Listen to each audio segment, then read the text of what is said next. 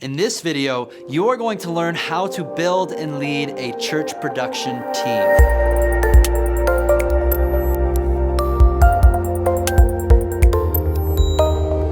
My name is Jake Goslin with churchfront.com. This is an online resource for worship leaders and church creatives to learn practical ministry skills. Subscribe to our channel so you can receive our latest content to help you grow yourself and grow your church. Church production teams are underrated. I'm talking about the guys and gals who run sound, lighting, video displays, and cameras during worship. When they do their job right, nobody notices. But when they mess up, everyone notices.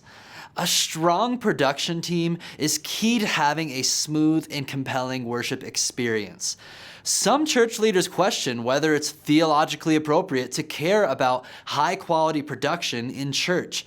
The word production sounds commercial or worldly.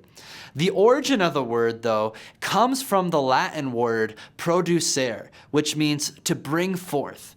In our worship services, we should bring forth our best to worship. God has gifted us with light and sound. He created us to create. Wouldn't it make sense that we use the tools He has given us, such as light and sound, to worship Him?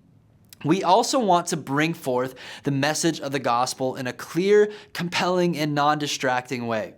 Production is crucial to the weekend and worship experience and the life of the church.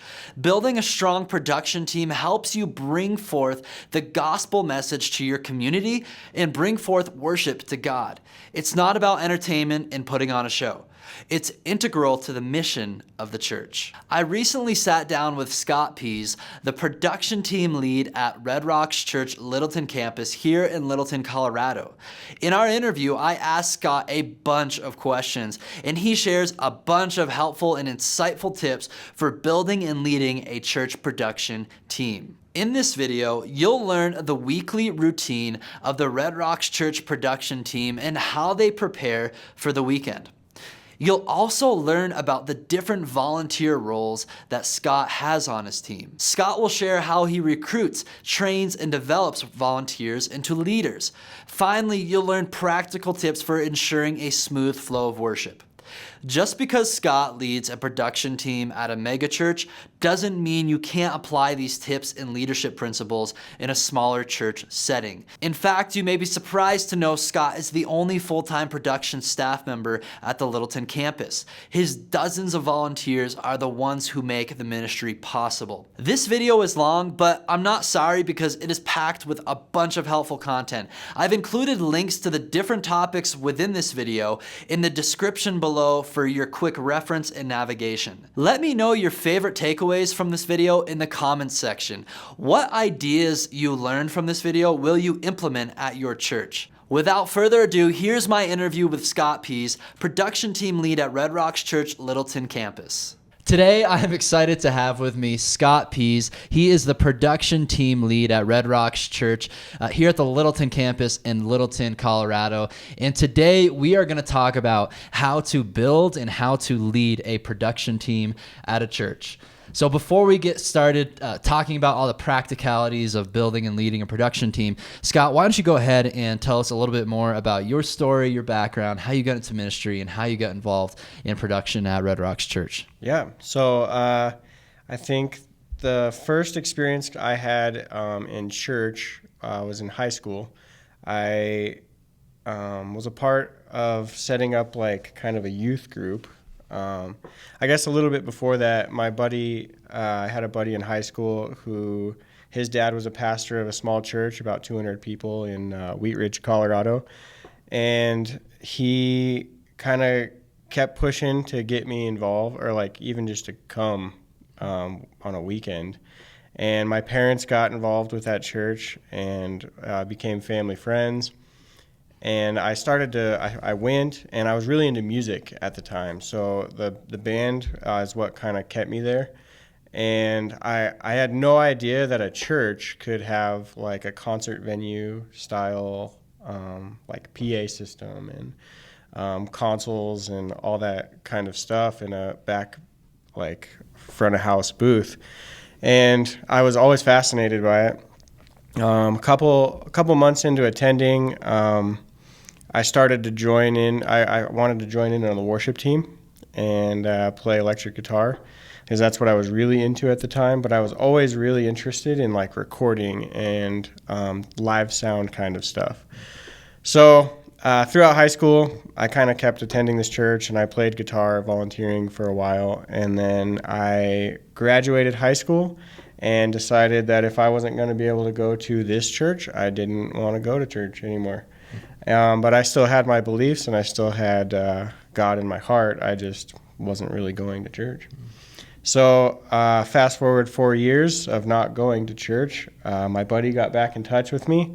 I had started going to school for audio production, doing recording studio kind of stuff. And I took some live sound courses, and I needed to fulfill a live sound credit.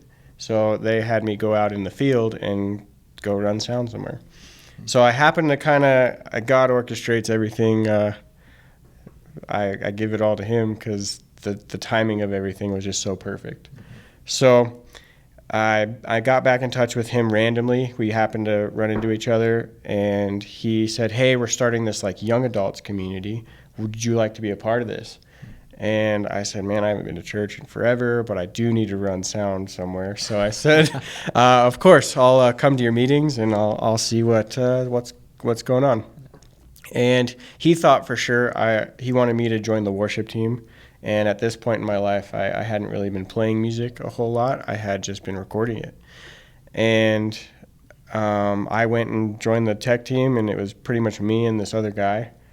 And I wanted to run sound. So I went that path, and I started running sound for them. And that ended up turning into running sound for the Sunday weekend experience at Big Church.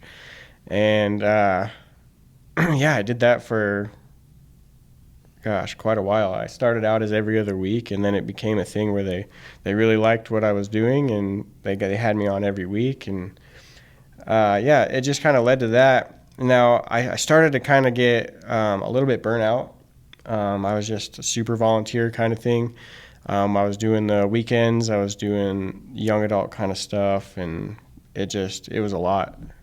Right out of college, I didn't really have a job, and I just didn't know what God was trying to call me to do in the midst of all of this. Was it like trying to get on staff at this church, even though they didn't really have a huge role for this staff position?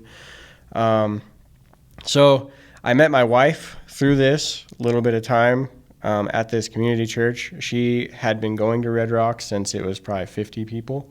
Her brothers were a big part of some of the first people to come to this church. And so when I met her, we had been dating for a couple weeks, and she had said, "Hey, why don't you try to get on an every other week basis so that you can come to Red Rocks with me?" Mm-hmm. And I was very nervous. I didn't know how I felt about big churches. And at this time, this church had 2 campuses. They had one in Golden and one in Littleton. And she said, I did the give, go, serve thing where I went. They took 500 people from our Golden campus to start our Littleton campus. And she was one of those that volunteered to go serve there. And so I went with her. She said I hadn't been there in a while, and I sat in the back corner, and I had my eyes on the tech booth the whole time. And I got wrecked. First time there, I didn't even know that this is what church could be like. The sermon really, really spoke and ministered to my heart. And fast forward just not even a couple months. Through a family friend, Carson, he's a video production head or team lead, I guess, at Red Rocks Church, and he contacted me and asked me if I could do some sound for a video they were working on. And I said, God told me to say yes to this position, and I was super nervous about it. I hadn't had one gig out of high school that kind of paid me for doing audio, and I did it. I said yes, and that led to a week later, he called me up again and said, "Hey, we've got this opportunity. We're starting a transition campus to our Lakewood campus, where we're asking the same thing. We want 500 people to go serve and start this, what was to be our Lakewood campus, but was a transition in the process while it was being built."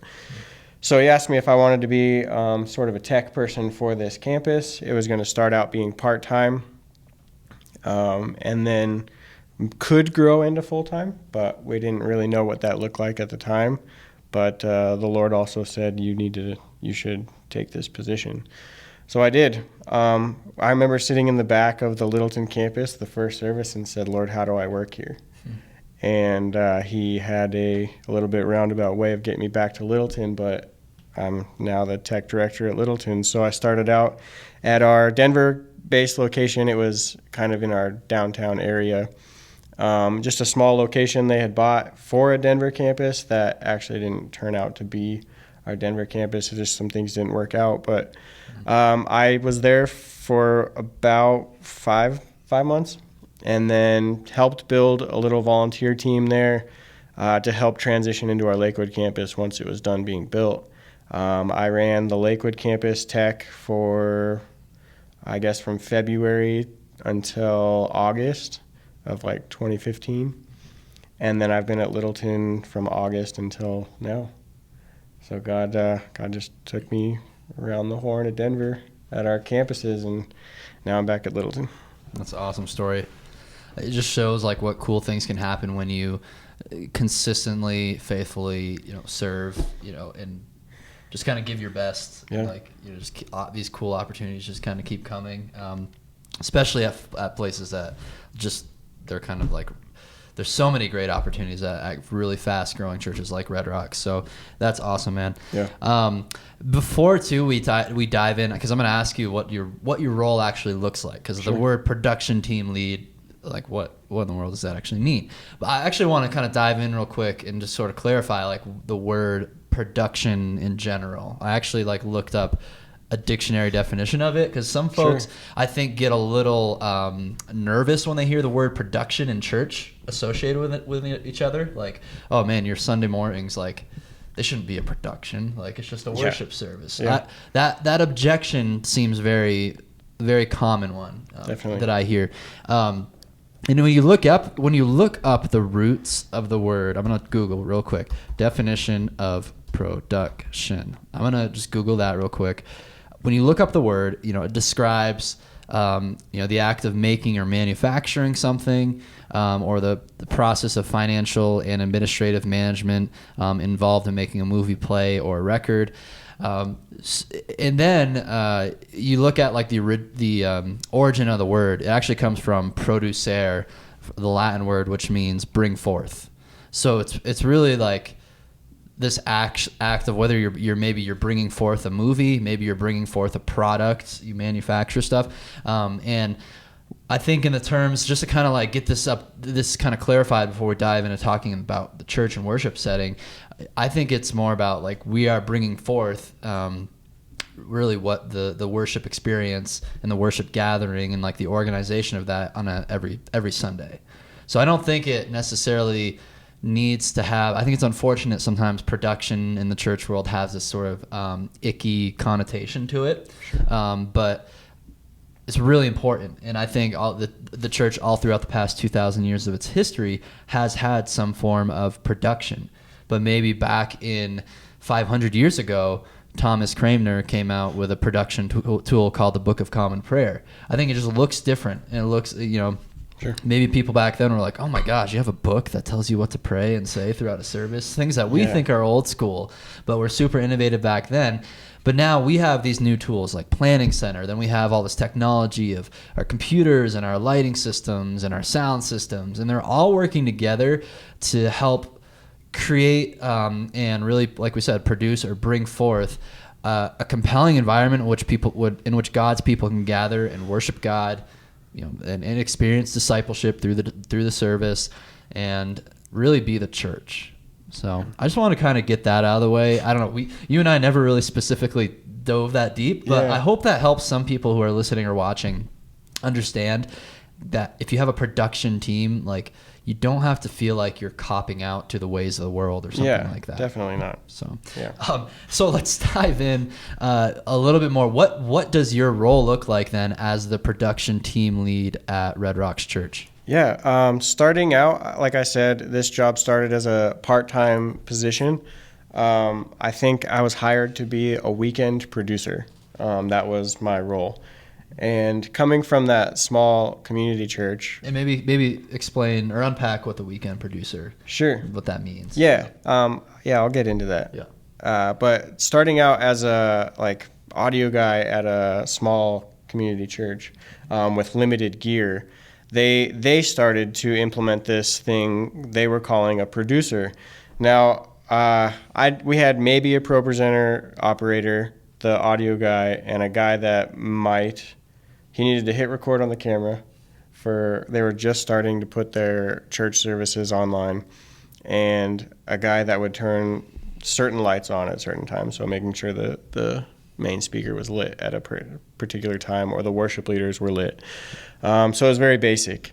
And they wanted to implement this person called a producer while I was there, and I did not understand that at all. I was like, I know what I need to do. I'm pretty sure this guy over here knows what he needs to do. I don't know that we need a guy in the back telling us what we need to do. It just kind of seemed silly to me. Yeah. So when I got hired for Red Rocks Church as a weekend producer, it was kind of funny that I thought back to that and was like, interesting, I'm going to be this guy. And so a weekend producer for me meant that I would know the church service order very well in detail of what was happening and when it needed to happen, and who needed to make that happen. So Red Rocks Church is a very production-heavy church. We have a lot of lighting, we have a lot of haze, we have a big PA, we've got digital audio consoles, we've got multiple pro presenter computers to do lyrics on multiple screens at the same time. We have video production. It's just a very big package of things that each person needs to know what they're doing and when to do it. So my main role, and in the very beginning, it was very simple. I had a lighting guy, an audio guy, and a pro presenter. And so what I needed to do was make sure that during the week, I would go through and prep things for each volunteer to come in and run. And basically a weekend producer would sit there in the middle of kind of everybody in maybe the front of house booth or something. And we all use comms. And we'll kind of get into gear and stuff a little bit later, I think. But we use comms headsets so that we can talk to each other through whatever needs to be talked through during the service. And so I would sit there with my headset on, and I would tell everybody, like, hey, guys, coming in here, this is what needs to happen. Pro presenter, this is what you have coming up. This is what you need to do now. And I would just kind of execute cue by cue how the church service was to unfold. So as a weekend producer, that was kind of my role. I just needed to make sure that we were executing the church service how it needed to be executed, and each person was doing their job when they needed to do it. Yeah. Yeah, that's a great explanation and definition of what the role producer is. Like, you're kind of like the Wizard of Oz behind the curtain that nobody sees, but you're kind of controlling all the things that are going on. And there's so much, like you said, at Red Rocks going on with all the different moving parts of the tech that you guys have that, I think if I were to explain the importance of it, it's like when you have so many people focused on a very intense roles, whether you're running sound, so that person has to be listening and, doing everything you have to do with running sound. If you're on pro presenter, you have to be on the ball of what lyrics are coming up. If you're doing lighting, you have to get your cues right. They're all so focused at that, but they still need to be on the same team. Yep. But it's hard to be on the same team when you're focusing on your one little lane. But when you have a communication system like headsets, you can talk to each other as a team. But then you have one person who doesn't have to worry about running any of those individual devices and gets to simply, just give. You're like the coach. You give guidance to everybody and give direction to the whole team. So yeah. Really cool stuff. I never experienced that in a church setting until volunteering at Red Rocks and being on your production team, and I was just blown away. And I think a lot of churches could really take advantage of that same principle. Yeah. Not even if they have a paid production person or not, but maybe having a volunteer to be in that position, which we'll talk about that a little bit later. It also helps in big picture, looking at the service as a whole. I get, if I have somebody running lights, I have somebody running front of house. I have people operating graphics and videos. I get to see the service as a whole, and I also can help them do their jobs better. And I get to see things that maybe if somebody was in their own lane doesn't get to see, that I can also kind of work with them, and we can all get better throughout like this role. So what does a week in the life of the Red Rocks production team look like? And I guess we're talking about specifically just one campus. Yeah. Because pretty much what you do is replicated at the other five. I lose count of our campuses that we have. There's so many now. At the other campuses, there's production team leads at those other campuses. Scott is the lead at Littleton. So what does a week in the life for your team look like? Maybe talk through every single day of the week. Even include like, let's start with Monday. What do you do on Mondays? Yeah, Mondays I'm off. Okay, I so try to take days off now. In the early days was tough. I was working 6-7 days a week. My days off are Mondays and Fridays, but in the early when I got to Littleton and we became the broadcast campus right as I got there, it was a lot of work. I was not equipped. I didn't feel like mentally, physically for this position. I'd never worked with cameras. I'd never worked with a lot of this broadcast gear. And so I was just there. I just felt like the more I could be there, the more I could be in position with this kind of gear and hands-on, the more I could set myself up for just winning in the end, not being able to not know what I was doing kind of thing. Like the more I was there, I just felt more comfortable. Yeah. So a week for me. Now, are you wanting more specific in what my volunteers are like? Because I do things a little different than the other campuses. Let's hear about what your week looks like. You're like, get down to the nitty. We don't have to spend like an hour unpacking every day of your life, but just kind of overview. So Monday you have your day off. So then what's a Tuesday look like? Tuesday looks like we start off about 9:30 in the morning with our campus team leads. So everybody who's on staff at the Littleton campus all meet.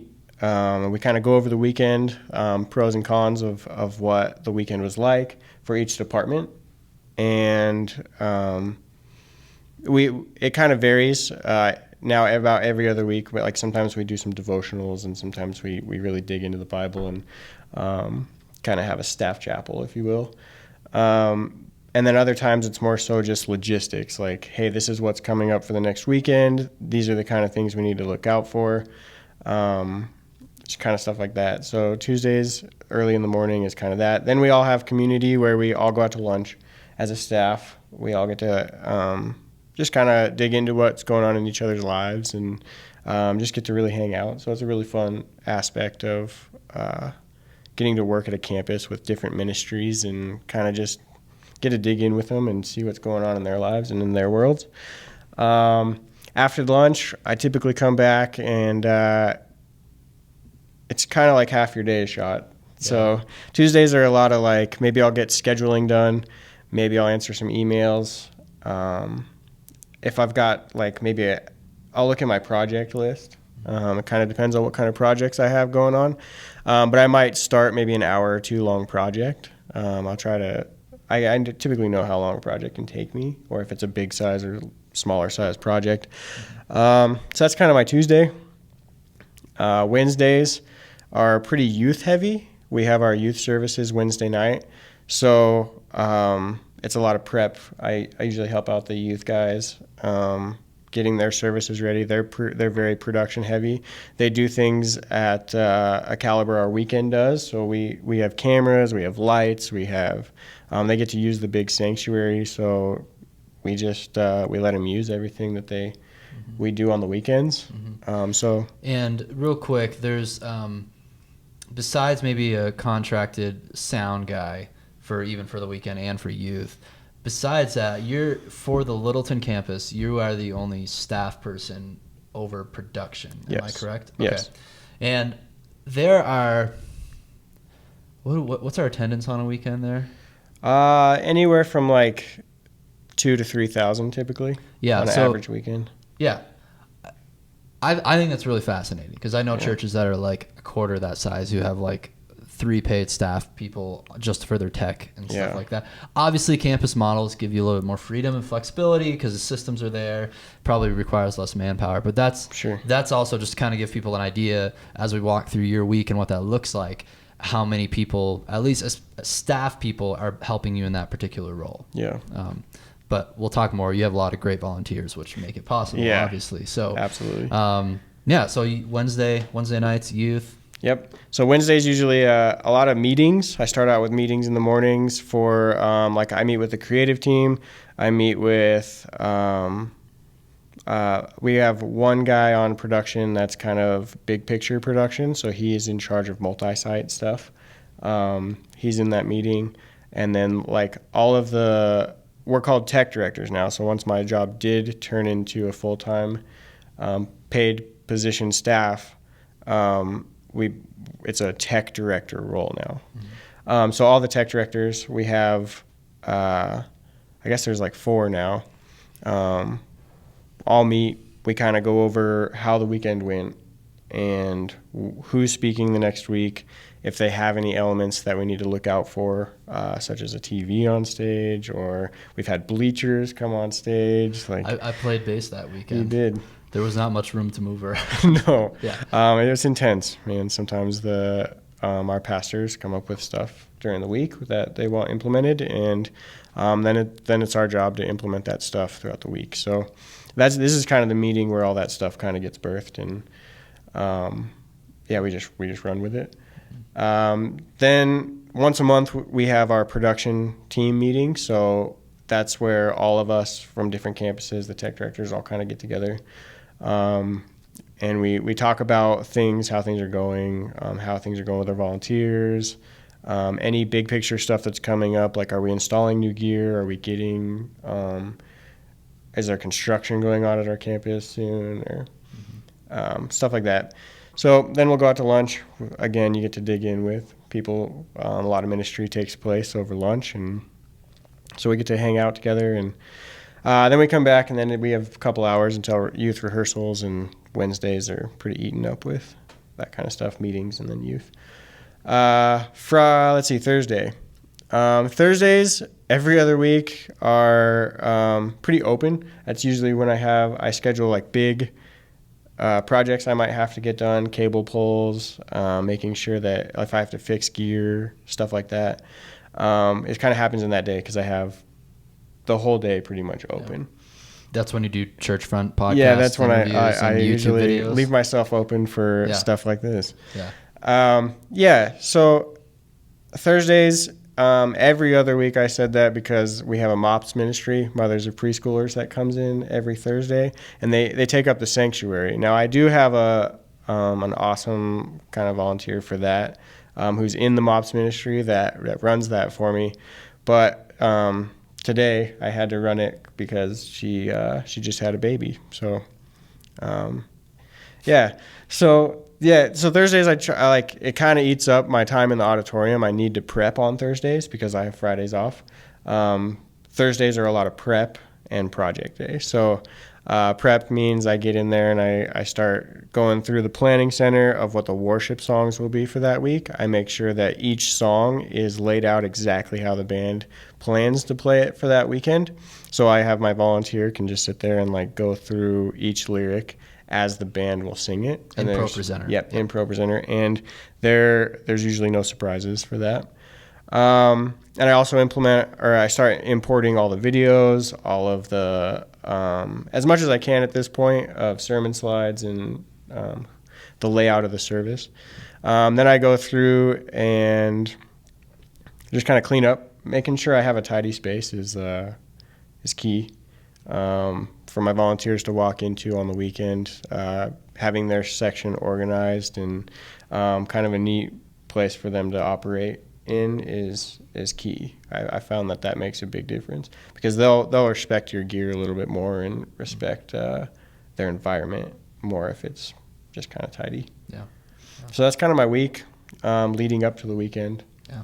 It varies. A lot of things, things can pop up all the time, and a kids ministry might need me to go over there and help them completely redo the way their tech system works. So they might want their tech booth moved in another part of the room, or they might their TVs aren't working, or something went wrong with the computer. So I always have to kind of keep my eyes on them and see how things are going over there, because we have a bunch of kids rooms in our kids ministry that all have tech gear. So I'm kind of like, I try to help them as much as I can maintain that stuff, but I don't help them at all with training or running any of it. Okay. And then comes the weekend. Then comes the weekend. And at Red Rocks, we have at your campus 5 services. Yes. 2 on Saturday, 3 on Sunday. Let's talk about, because I do want to dive into what the weekend actually looks like. But maybe first, looking at my list of questions here. Well, you actually already kind of hit this, but maybe unpack a little bit more. How do you coordinate with other teams at your church, such as because it seems like production is going to work close with pastoral teams, as you said, if you have to get bleachers on the stage or something like that for an illustration, or the creative team, right? Because they're the ones creating the cool bumper videos and graphics. And what does that process look like? Yeah. For me, that process didn't actually start, even though I've been at the broadcast location for almost 2 years now.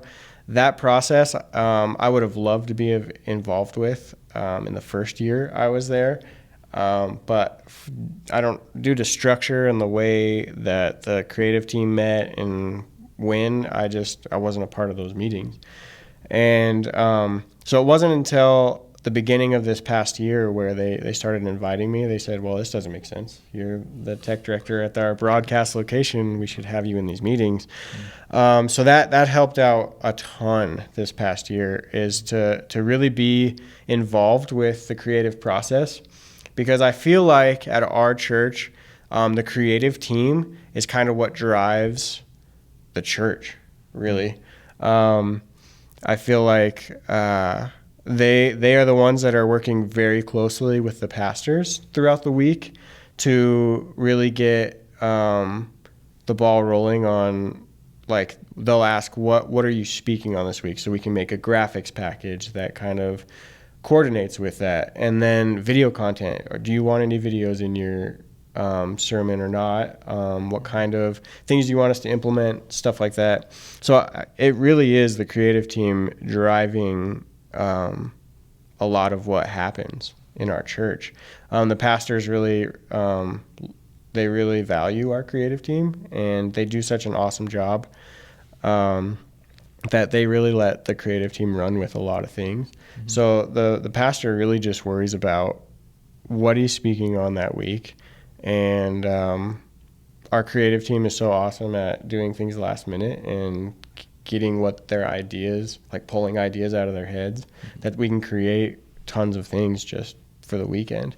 So being a tech director at this campus it was really hard in the beginning, because I would get all of these ideas on a Thursday, like late, and then I would try to take Fridays off, but that was almost impossible because we're having bleachers on stage. They're like massive 20 by 8 feet by 20 feet bleachers in the middle of your stage. You can see what we're talking about. I think I don't know what the sermon was called, but I think it was earlier this year. Yeah, it was a sermon by Eric Parks. By Eric Parks. Just look up sermons by Eric Parks on Red Rocks Church, and you'll probably find it. Yeah. So yeah, having the creative team and like being a tech director, like being involved with them and their process and early on is key. There's no way I could do my job now without being so involved with how they're bringing forth how this service is going to go.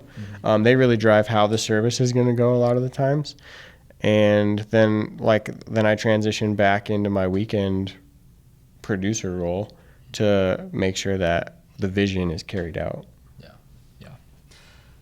Let's talk about volunteers. As we already said, you're at a campus that has 2,000 to 3,000 people coming and going on a weekend. You're the only paid tech staff, really full-time tech staff there, aside from audio engineer being maybe contracted and paid to be there. Maybe we can talk about the benefits of that, why Red Rocks does that. But let's talk about what your team looks like, the different volunteer roles that you have, just so people kind of get a scope of just the size of the team that you've been building and you're leading, and you continue to build. Yeah. So in the early days, I got to the Littleton campus, and I was used to a team that I built from the Denver campus to the Lakewood campus.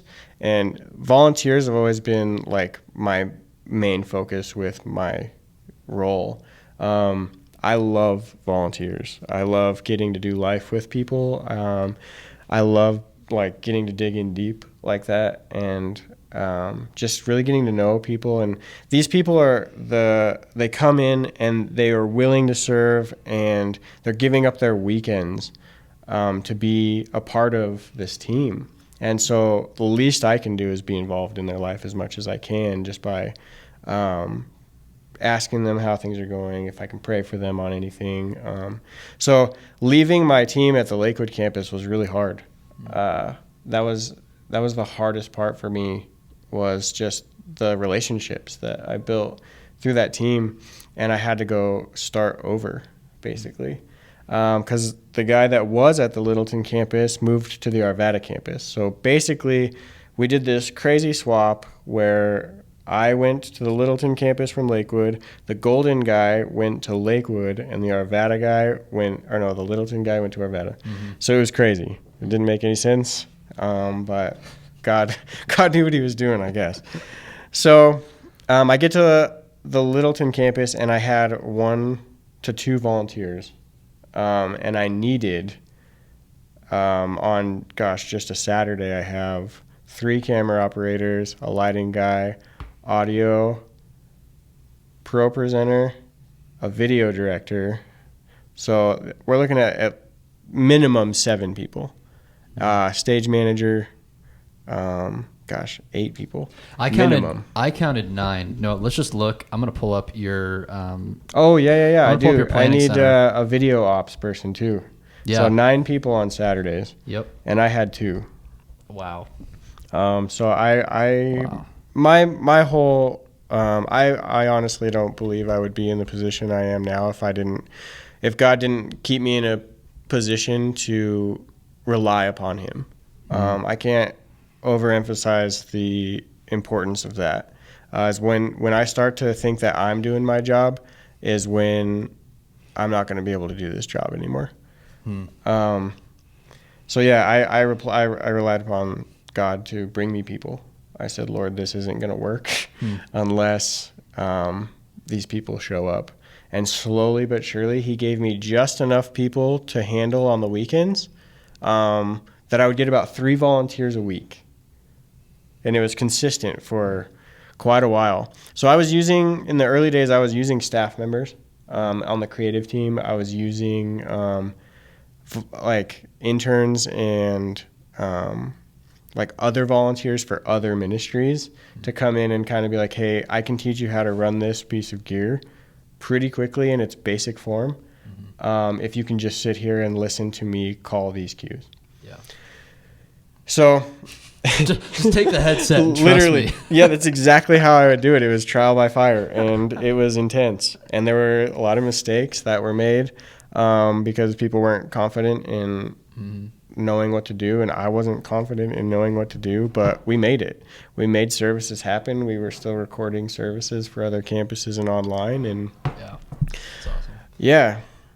So now let's get back into what it looks like now. So I'm looking at your planning center just for this Sunday, and let's take 4 o'clock and 6 o'clock p.m. services on Saturday at Littleton. They're kind of a big deal. That's when you guys record the services that everybody will see online later, that you publish online. So a little bit more intentionality has to go in there, a little bit more people, more hands on deck to make it work. So we got camera operators, 1, 2 camera operators, because you guys have in the auditorium 2 different little platforms with tripods and nice cameras. And to expand on that a little bit, Our creative team right now comes in and operates 1 to 2 extra cameras for the online recording. Yeah.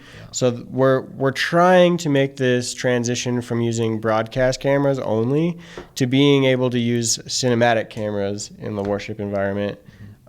So hopefully by the beginning of next year, we will have implemented all cinema cameras in all of our positions, which will open up 5 camera positions. Wow. Which I'm going to need more volunteers in the future.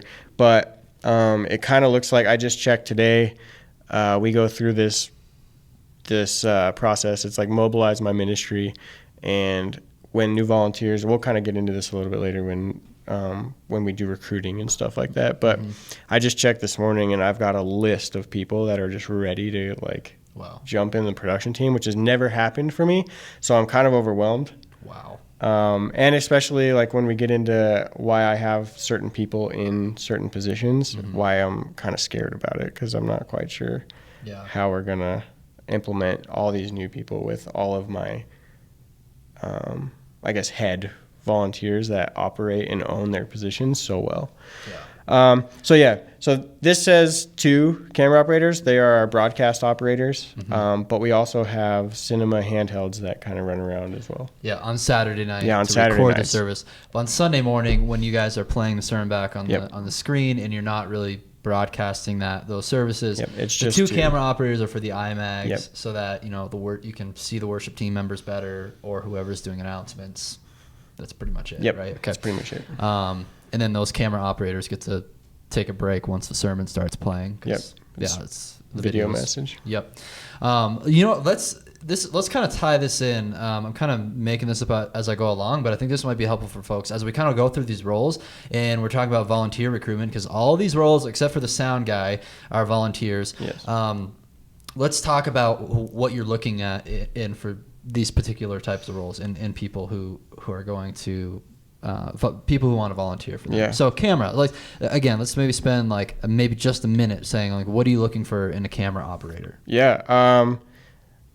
Focus, and being very steady, paying very close attention to detail, and kind of developing the skills necessary to operate a camera in a broadcast situation. It's hard. The biggest challenge I have with camera operators is tracking a live speaker on stage.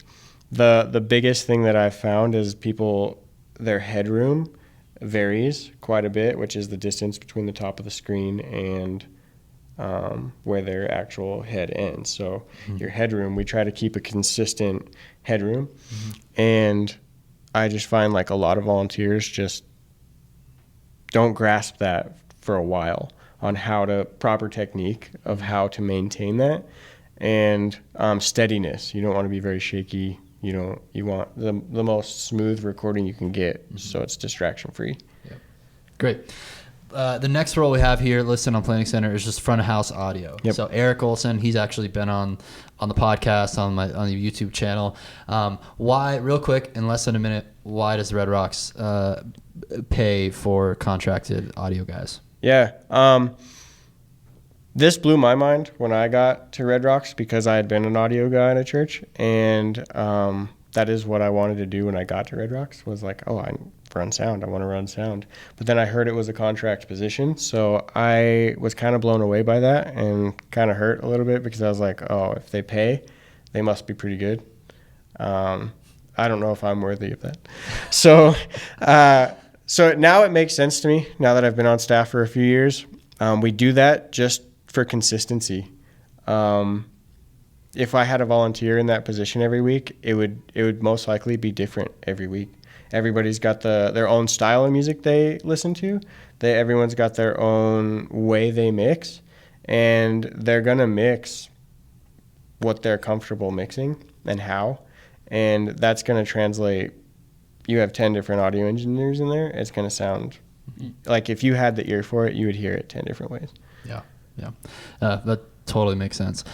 Lighting director, that's our next position. What does a lighting director do? Lighting director. So it's a very basic form. Lighting director what I used to do was program all of the lighting cues. So I would go through and listen to each one of the worship songs. I would program the light. I don't want to say show, because we don't really use lights in a lighting show, but it's very theatrical lighting. Mm-hmm. We have a lot of moving head fixtures. We have a lot of LED fixtures and lamp fixtures, haze. So we are a very lighting heavy church. And so a big portion of my week in the early days was sitting down for about 4 to 6 hours programming the 4 or 5 worship songs for a volunteer to run. So a volunteer would come in and they would have, like, basically I would try to program them out in the song structure.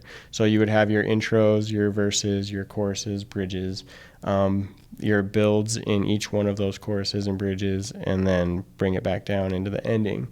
So it's very cue based, and a volunteer would literally just need to push the play button to advance the cues and follow along. Mm-hmm. So in its basic form, they need to know song structure and have listened to the songs a few times so that they know when the lighting cues would need to be operated.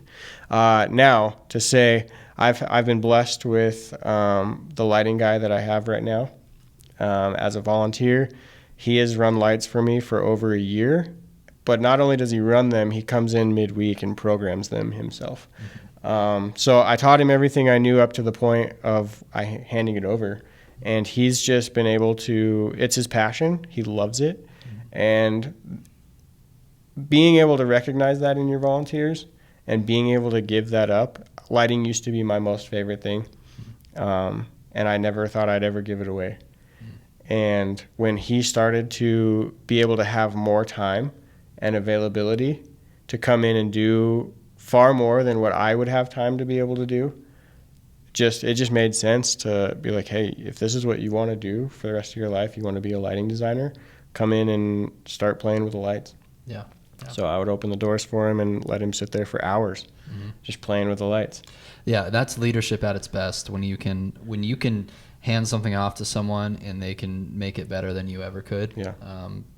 That's awesome for you, because now you have more time to do other things, go train other people, and now he gets to do what he loves and grow in that skill. Hopefully now he can train other guys to run lights and program lights. So, which is cool, because that is exactly what's happening. I've got a couple of younger kids who are coming up underneath him who are doing exactly what he's doing. So it's amazing. That's awesome. And then the next role, we have producer. We kind of already unpacked that, but who are you looking for when if it's like, because sometimes it's not even, I'm seeing this weekend, it's not you as a producer, it's a volunteer. Yep. So that to me seems like a pretty big deal to have volunteer producing the service. But so unpack what you're looking for in someone who wants that role. Yeah. It's funny you might kind of mention that, because it's actually my intern. I have an intern this year. I've never had an intern before, so that's kind of been a learning experience in itself. I would think of my lighting guy. His name is Braden. He's been great. He covers for me on weekends I'm not around, so he can produce. But this week I'm starting to implement my intern. He wants to be a tech director, so the kind of next steps is like, all right, here's like, in the basic form, I was hired as a weekend producer, so this is kind of where I'm getting you started. So yeah, I have him scheduled in that position. He's done it a couple times before, and I trust that he's going to do a good job. And that frees me up on a weekend to kind of get even like 10,000 foot view of, I get to spend more time individually with my volunteers, a little extra training. I get to be able to give them the why, a little bit more of the why we're doing what we're doing, as opposed to, hey, sit here and just push this button when I tell you to push this button. It helps out so much more when they know the why. Yeah. So what do you look for, though, if in someone, what makes them a good producer? Yeah, very detail-oriented. Yeah. Very, very easy, or like, I guess it'd be easy for them to sit down, pay attention, and really be personable, because you're in charge of communicating with the other 8 other people that you're working with. So if you're grouchy or you're kind of not very personable and like just it sounds like you're barking orders or something, it's not as people don't respond well to that. So you want to try to go in there with just grace and because not everybody's going to do everything perfect. So I'm looking for somebody who will have that grace, who can really start to think through, okay, what is the church service like? What are we doing this week, and how are we getting to each part of the service? So that's kind of what I'm looking for in that guy, is to be able to kind of see how I do it. I want him to be able to have his own, or her, own take on it. Like, be able to sit down. I don't want you to do everything the way I do it. How I kind of frame it now is like, I want you to do what I do, but better. Like, that's your goal. And whatever that looks like to you. Like, if you see things that I'm doing that you could like implement something that's a little better, go for it. Yeah, and I think this is probably a good spot talking about the producer role.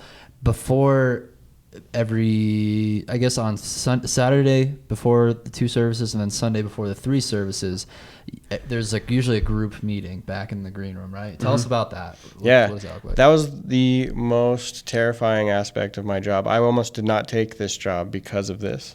Where you have so many people gathered around. The worship team is usually gathered around. The production team's gathered around the campus pastor.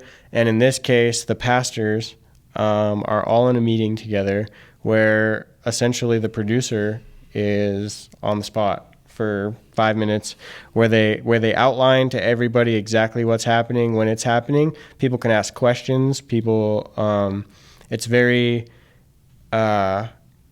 it's formal, but being informal at the same time. And a lot of people joke around in these meetings, and they can be kind of frustrating because it's like, what am I even doing here? Because everybody's not paying attention anyway. But when we have a service that is a little bit more detail oriented, it's nice to be able to get everybody in a room. Everybody's on the same page. Everybody can talk through every transition that could possibly happen in this service, and who's going to do it, how it's going to be done. And also get insight on what the pastor is speaking about, if they need the band to come up at a certain time, how they're going to end their message, so I'm ready for the next transition into worship. So that meeting is pretty crucial and pretty it's really nice to have as well, because then it gets the production and the band in a room together. And we usually have a meal. We usually cater in meals on Saturdays for that. And they just get to break bread together, like production and worship. And I've heard that churches separate their production and worship teams, and it's very like, no, worship will hang out here and production will hang out here. And it's really cool to have our volunteers mix and like just get to know each other. Yeah. In any church, I feel like can do this type of thing. And there's a lot of churches that don't do it. It's like, we're all like trying to get our services to flow better and be smoother, have people on the same page. Well, just somewhere within that half hour before your service. And again, sometimes it's hard like to get pastors on board with this because they're like used to what they do, like greeting people. That's important, but they can dedicate just like 3 or 4 or 5 minutes to getting together with all your different teams, having someone walk through, in this case a producer, walk through the order of the service, just so everybody kind of gets honed in on what's going on, how it's going to happen. I really feel like the amount of errors that are going to happen in worship will drastically decrease because of that. Yeah. So absolutely. Great. And then the next role I have here, Pro Presenter. Yep. So real simple. Pro Presenter, if you're not familiar with software, is what controls what's on displayed on the screens during a service. What are you looking for with someone in that role? Pro Presenters for Saturday nights, I really want them to be focused. I really want them to be a person that's not easily distracted. I myself am not the best Pro Presenter operator.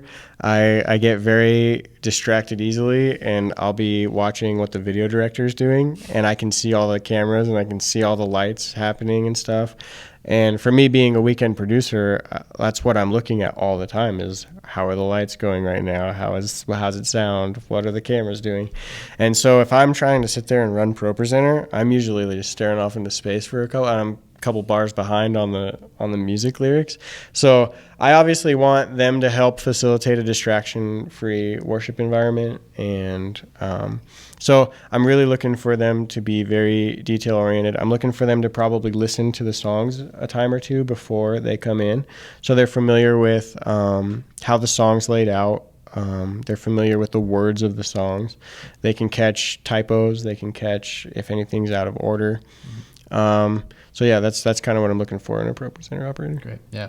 So it's a unfortunate role because people only notice you when you mess Yep. up. So And it's an easy position to mess up in. That's poor pro that's for presenter sure. guy or gal. Stage manager. Yep. Now, stage manager I've had, depending on the person, has varied from being like a monitor mixer for the worship team, where they're literally backstage with a little audio console and they're mixing the band's ears for them. So during rehearsal, they would say, hey, can I get a little less drums, a little more of my voice, a little more of the bass? We use a lot of in-ear monitors, so having a person back there to like help them with that was good. Before we implemented iPads and your iPhone app to be able to mix it yourself. Now the worship leaders would just put an iPhone on their acoustic guitar as they're playing, and then they can just dial it in real quick, however they want. So in its very advanced form, they're doing a whole lot of tech stuff behind the scenes. They're running extra cables for cameras. They're running extra cables for comm systems that need to be backstage, side stage, something like that. They're running the podium out or any stage props the pastor might need. They're kind of talking with band members and pastoral roles like, hey, is there anything I can help you with? They'll check batteries, they'll check, or if there's any problems that arise with any tech gear, they can go run and kind of help me solve issues on the fly. Now it's very advanced. There's only been a couple people who have been able to help on that capacity. Now, the very basic role, I schedule a stage manager to literally bring out the podium and take it down. But somebody has to do it. Yeah. And that's kind of where I start. If people are like, I'll be a stage manager. I'm like, okay, here's the basic role, bring out the podium, take it down. And then we'll start, maybe check batteries. Yeah. And then they kind of get to know everybody, get to know the flow of things, get to know where everything is. And then I can kind of get to know how well they are at troubleshooting and stuff like that. So it kind of is a position where you start small and it has opportunities to grow. Yeah.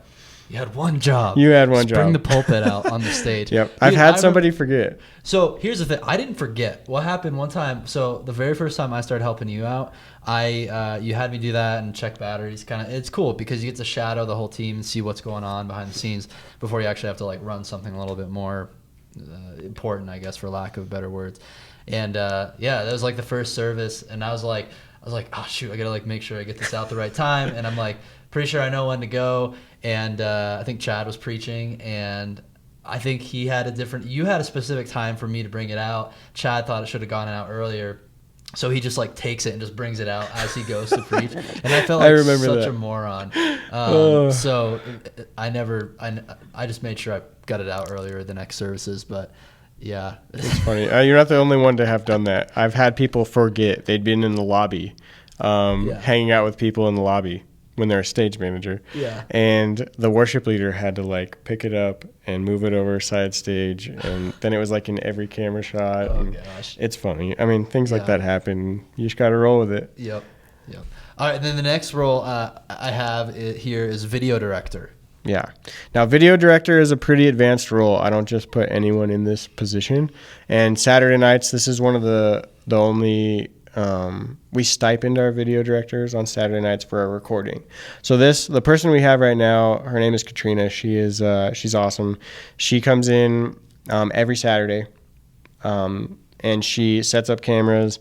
She works with our camera operators, and she is like knows exactly what we're looking for when we're recording the sermons, when we're recording worship.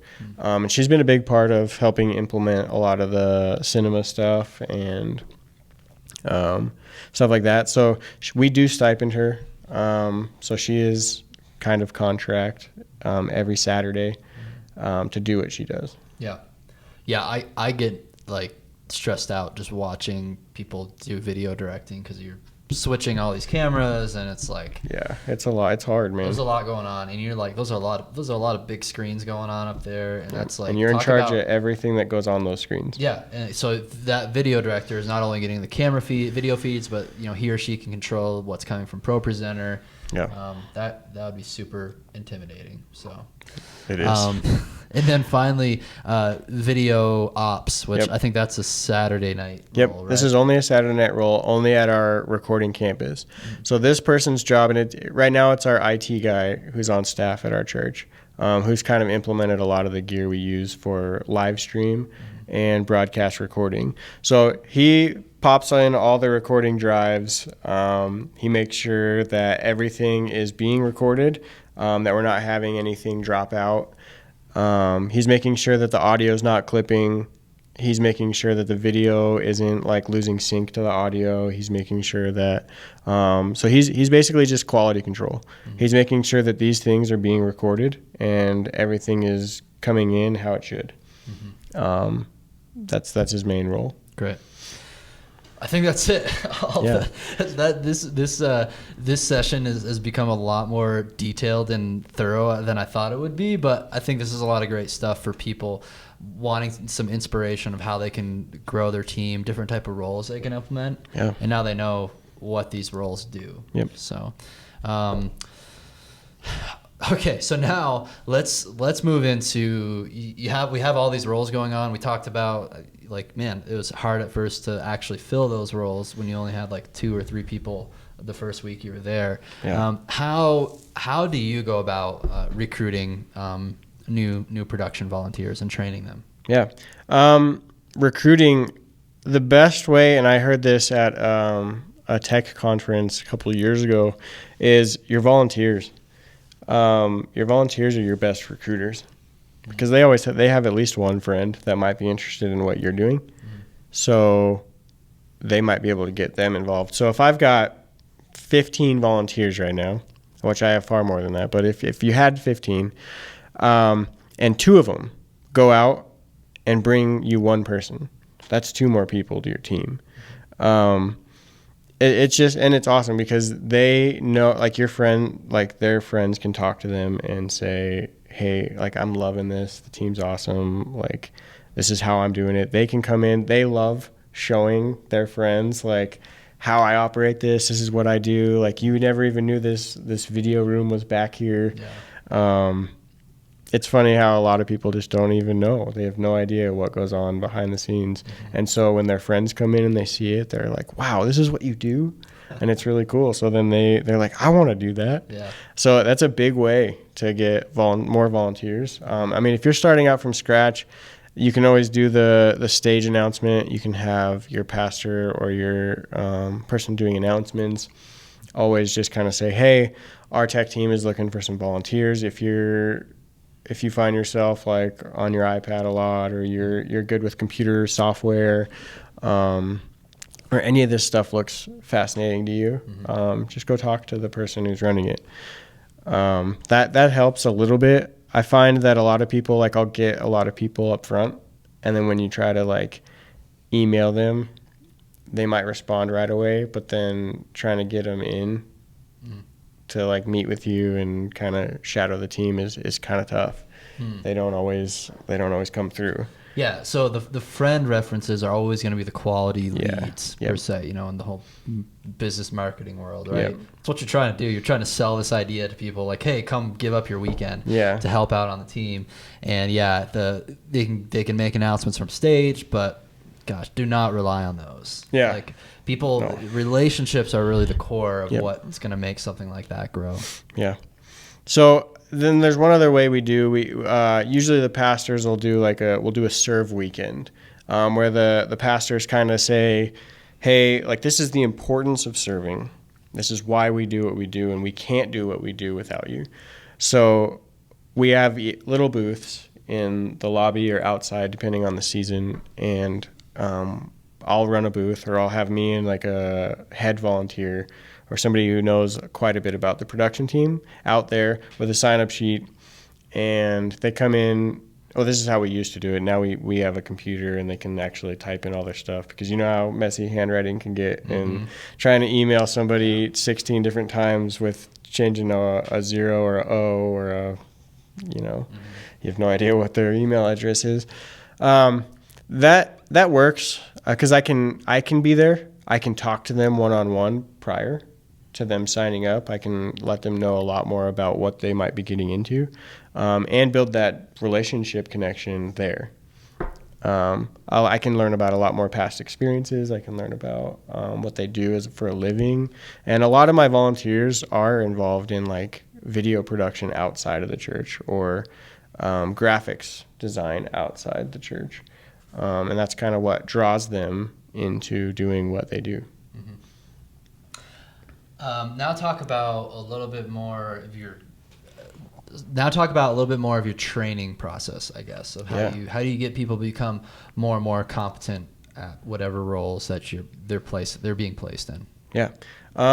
Training for me, I'm not the best camera operator, so I let my video director kind of train my camera operators. Like, I'll find them and then I'll bring them in, and I usually give them the basics, like this control does this control does this. These are the main points I want to emphasize right off the bat, like watch your headroom. Here's a quick tip on tracking, but here's the video director. I'm going to give them full reign to teach you terminology and kind of what they're looking for. Now with lighting, I haven't had to train anyone on lighting in a long time, because I have my super volunteer who comes in and just is amazing at what he's doing. And he's implemented so many extra things on top of where I left off with it, that now if I were to try to jump into it, I would almost have no idea how my own lighting system works. Probably need to figure that out before if he gets in a car wreck or something like that. I know. Yeah. I mean, I'd be able to figure it out, but right now I haven't had to. Yeah. So I usually point people to him, and I'm like, all right, this person is really into lighting, because about a year or two ago, he came to me and was like, I really like lights. And that was kind of it. And he ran Pro Presenter once and was like, no, I really like lights. So I was like, okay, I'll program all the lights and then you run them. And he loved doing that. Loved it. And then I would program all the lights, but I would leave all the worship leaders' lights out of it. So then he would go in and program just a couple of lights into each scene, like either adding the light or taking it away. And then that led into like, hey, can I sit with you when you program? And so that's just kind of how that training goes now. Is I don't know that I'll ever go back to me programming them and having somebody just operate the cues. I think I will always be like, I want this to be a position where you come in and own it. Obviously, there's going to be expectations and guidelines there, but I have 2-3 people right now underneath him that can and do for like youth services. I've got a 7th grader right now that comes in, and he works more hours than my intern does. And I kid you not, this kid is amazing. And he's kind of a child prodigy. Yeah. He's like a 7th grader, and he's one of the best drummers I've ever heard in my life. Yeah. So he's got a lot of cool things. You're thinking of Ian. He's a freshman now. Oh, Ian's a freshman. Okay. Ian's one of those that can come in and program lights. But Ian has actually become the most amazing video director. He's a video director. Yeah. Okay. He's a video director now. And he's owning it. He controls the cameras like I've kind of just was like, Ian, I did have my lighting guy leave for a couple weeks. He went to college in Chicago for 2 weeks, and he was like, this isn't for me. And he came back. So in that 2 weeks, I really had to reconfigure everything I was doing. I had to rework, like I needed somebody to come in and program lights. I needed to have somebody run youth for me. He was running the youth ministry for a good year and a half. Yeah. And you only, when he was leaving, I remember you had like 1 week's notice to really know that he was leaving. Wasn't even. It was like 4 days. That was hard. Yeah. But that's so cool to see how these guys, their skills, they're just like rapidly, developing those skills, obviously because they have the passion and desire to learn them, especially when they're younger, like, you know, they have huge dreams and desires about ways they want to grow in life. So it is easier, I think, to take a 7th grader and teach them how to be expert in one of these things than maybe someone who's older and doesn't want to put as much time or effort into it. But and these 3, I've got probably 3 kids right now that they literally, the first thing they came up to me and said is like, hey, I want your job. How do I get to have your job when I'm older? And I'm like, hey, you can have my job right now. You're just not going to get paid for it. Yeah, but then you're saving them tens of thousands of dollars. Yeah. Because higher education is becoming more and more irrelevant, and then these kids are going to know how to like actually be tech director or something.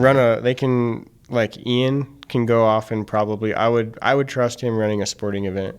Yeah. Doing video directing. Yeah. He's just become He'll incredible. probably be at like Broncos stadium here pretty soon. Yeah. Running all those lights. Doing something, man. Video cameras. He's incredible. That's awesome. Yeah, that's cool. Like you have so many of these young guys. It's like we kind of make fun of. It's like Scott's Tots or like. Yeah, you guys you've given them the name Scott's Tots. Scott's Tots. And they just follow me everywhere. It's hilarious. But man, I love it. But there's that genuine leadership principle where you've taken the time, because it's not always easy to sit down and show someone, here's how you program lights. Like I've seen the Jans Vista board. I'm like, oh my gosh, like I don't have the patience to learn that, but let alone like teach someone that. And oftentimes we're like, I don't want to take the time to teach someone how to do something. I'd rather just do it too much myself. time. I'll do it myself. Yep. But then, like, think about how much time you've now saved for yourself. Oh, like hours. Exponentially. Hours. Like days, probably. Days. You know, it's exponentially more time is being saved because you invested that time up front to show people how to do it. Which in turn gives me more time to pour into the other ones that like are up and coming. Yeah. Or that want to come in midweek to learn more. Yep. I can't, if I'm programming lights for 4 to 6 hours a week, that takes a lot. That's almost a full day's worth of something to do. Yeah. And gosh, I don't want to go back to doing that. No. I love it, but in order for ministry to happen and me to be able to pour into my volunteers and go out to lunch with them and really pour into new volunteers, it's crucial to be able to have key ones that can kind of do things for you. Yeah. I want to shift the conversation, and this has been a pretty lengthy, great conversation, but I think there's lots of great stuff folks will be able to pull away from it and what you've shared here. But I want to shift it more towards worship leaders or even production team leads at smaller churches who it's easy to feel, because I've been there, I know it feels like, you go to Red Rocks, you see what a Red Rocks is doing. By the way, you can see what Scott's campus is doing every weekend by just going to redrockschurch.com, seeing the services online. That's Scott's team pulling off all that stuff. So, but we see that, and it's like, we don't have nearly the amount of resources and manpower to have production at that high of a level. Which, objectively, you don't have a $14 million budget. You don't have all the lights, all the stuff. That a larger church like Red Rocks, Elevation, Hillsong has. But what are some like practical takeaways or advice that you have for, because you've also been in those smaller church situations. Sure. Like if you could go back and like just apply what you know now to that situation, what would you tell a younger Scott about running that worship production experience?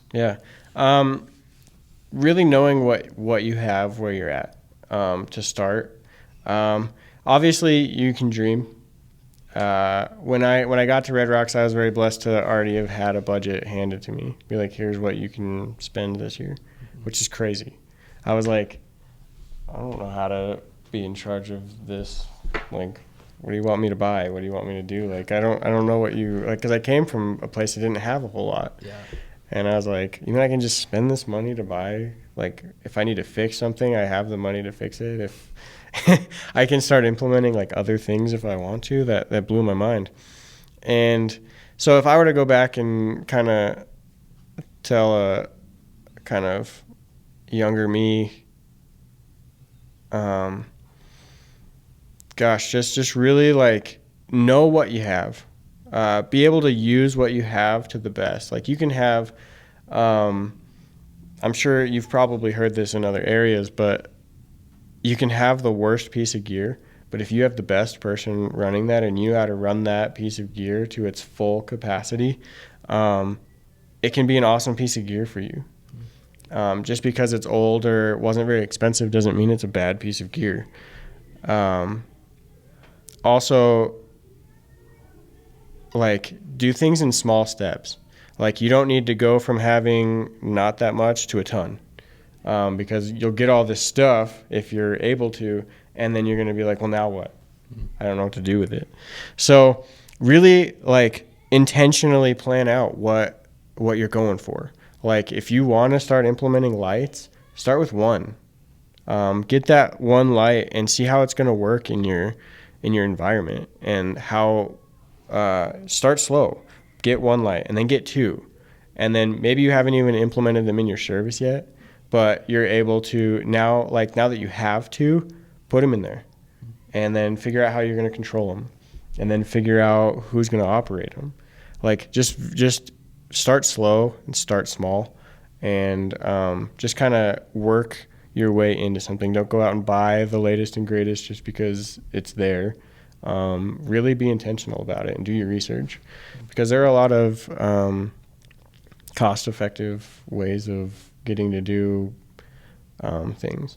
Like, if we didn't have cameras in our room, we can get a lot more lights for cheaper, because what our problem now is we have cameras, and if you need a flicker-free lens on the light so that you're not shooting a camera at it and it's just flickering the whole time.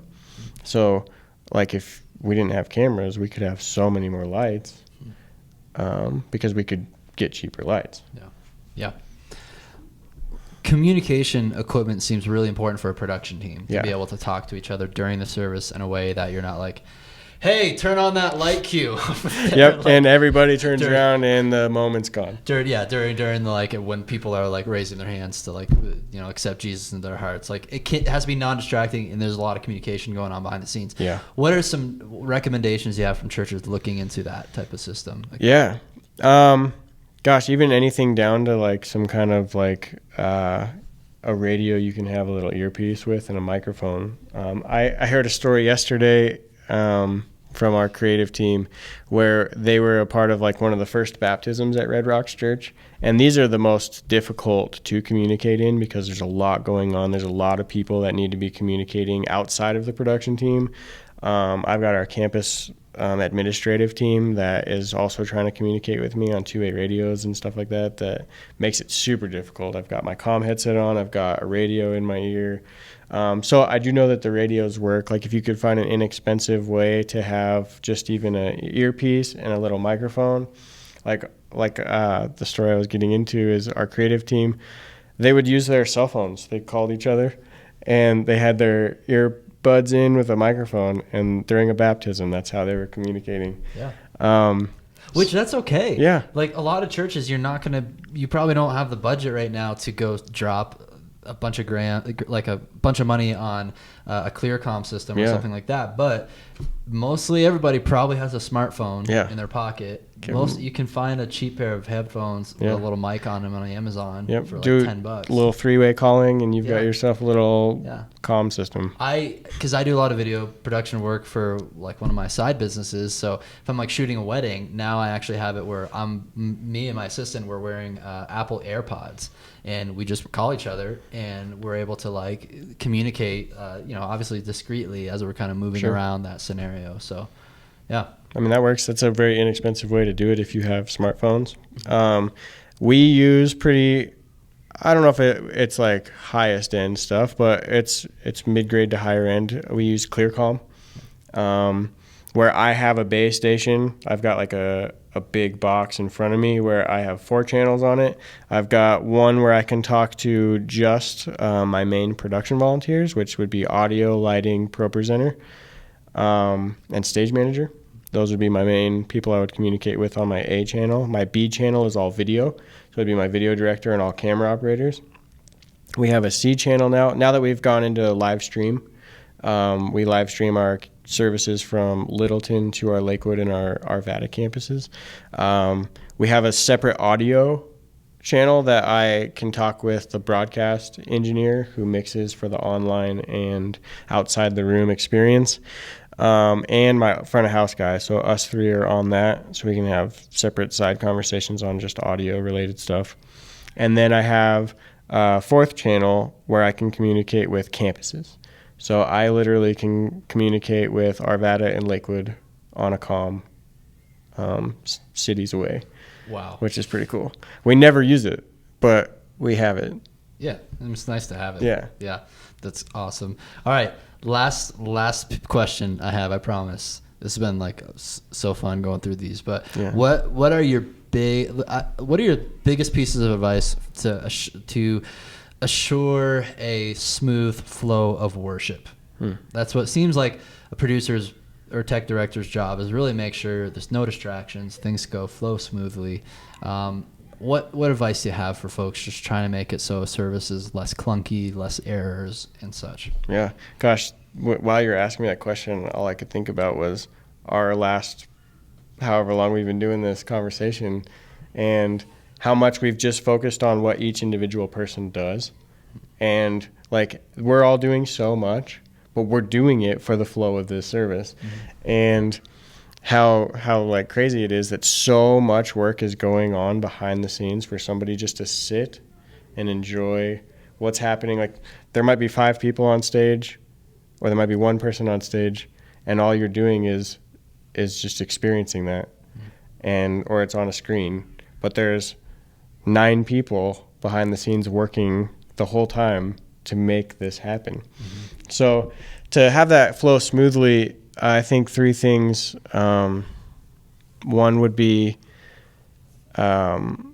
just try to always remember you're trying to create a distraction-free environment.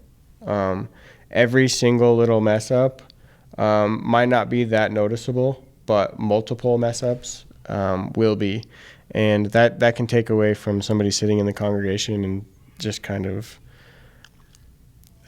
not getting to take away what God had them intended to take away during that service. Gosh, this is kind of a tough one.